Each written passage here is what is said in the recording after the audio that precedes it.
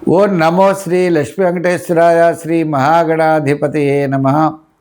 గురవే సర్వలోకానాం విషజే భవరోగిణాం నిధియే సర్వ విద్యానాం దక్షిణామూర్తియే నమః. ప్రేక్షకుల నమస్కారాలు తెలియజేస్తూ మనం ఈ వారం రాశి ఫలాలు తెలుసుకుందాం. 12/4 నుంచి 18/4/2026 వరకు ఉన్నటువంటి గ్రహాల యొక్క పరిస్థితులను అనుసరించి మనం రాశి ఫలాలు తెలుసుకుందాం. చంద్రుడు మన విషయానికి వచ్చినట్లయితే చంద్రుడు మకర, కుంభ, మీన, మేషరాశుల్లో ఈ వారం చంద్ర సంచారం ఉంటుంది. ఇంకా మిగిలినటువంటి గ్రహాలు మనం చూసినట్లయితే పర్వాలేదు.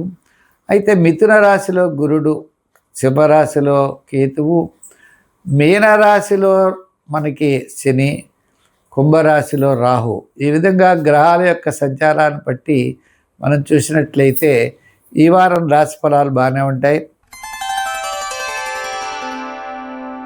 ఈ మిథున రాశి వారికి వార ప్రారంభంలో ఆరోగ్య సూత్రాలను పాటించాలి. వారం మధ్యలో ప్రయాణాదులు ఉండొచ్చు. వారాంతం మాత్రమే ముఖ్యమైన వ్యవహారాలు లాభిస్తాయి. అంతేకాకుండా ఆత్మస్థైర్యం ఉంటుంది, ఆర్థిక ప్రోత్సాహం ఉంటుంది. ముఖ్యమైన వ్యవహారాలు విజయంతో మీరు ముందుకు వెళ్ళేటువంటి అవకాశాలు కూడా కనపడుతున్నాయి. నూతనమైనటువంటి ప్రయత్నాలు చక్కగా అనుకూలంగా ఉన్నాయి. మంచి ఆలోచనలు ఉంటాయి. ప్రతి పని యందు కూడా శ్రద్ధ అనేది చాలా అవసరం అవుతూ ఉంటుంది. ఆర్థిక పరిస్థితులతో పాటు కొన్ని ముఖ్యమైన నిర్ణయాలు చక్కగా తీసుకుంటారు. ఉద్యోగపరంగా ఏమైనా సమస్య వచ్చినా ఇతరులతో చర్చించి సమస్యకు పరిష్కారం చేసుకుంటారు. అంటే ఉద్యోగంలో ఇబ్బందులు రావు, మీరు చేసేటువంటి పనుల్లో చిన్న చిన్న తేడాలు అనిపిస్తాయి. అలాగే మీకు ముఖ్యంగా ఉన్నతమైన వ్యక్తులను కలుసుకుంటారు. ఒక మంచి విషయాల గురించి చాలా చక్కగా చర్చలు జరుపుతారు. అంతేకాకుండా రాజకీయ నాయకులు భవిష్యత్తు యొక్క ఆలోచనలు చేస్తారు. వృత్తులు చేసేటువంటి వారు కూడా, న్యాయవాదులు, వైద్యులు కూడా గత 4 సంవత్సరాల నుంచి ఎంత ప్రయత్నం చేసినా చికాకు, శ్రమ ఉంటుంది. ఉన్నప్పటికీ కూడా మీరు విజయం వైపుకి అడుగు వెయ్యాలనేటువంటి తాపత్రయంతో ముందుకు వెళ్ళగలుగుతారు. ఇంకా వ్యాపారాత్మకంగా అంటారా, ఆర్థిక లావాదేవీలు కాస్త మెరుగైనటువంటి ఫలితాలు ఉంటాయి.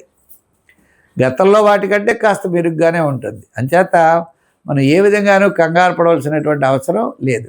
వ్యాపారాత్మకంగా కూడా చూస్తే వారాంతం చాలా మంచి వ్యాపారాలు జరుగుతాయి. ఎలక్ట్రానిక్స్, గృహోపకరణాలు, చేతి వృత్తి పరివారు, కార్మికులకి, సంచార వ్యాపారస్తులకి కాస్త మెరుగైనటువంటి ఫలితాలు కనబడుతున్నాయి.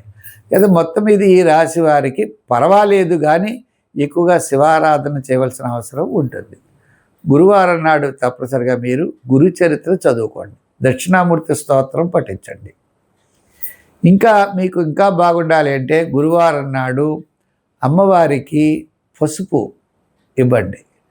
పసుపు కూడా కొని అమ్మవారికి గురువారం నాడు ఇచ్చి శుక్రవారం నాడు మీరు పూజించండి అని చెప్పి గురువుగారికి గురువారం నాడే ఇచ్చేయడం. పసుపు, కుంకుమ కూడా ఇదో 100 గ్రాములు అదో 100 గ్రాములు కొని ఇవ్వండి.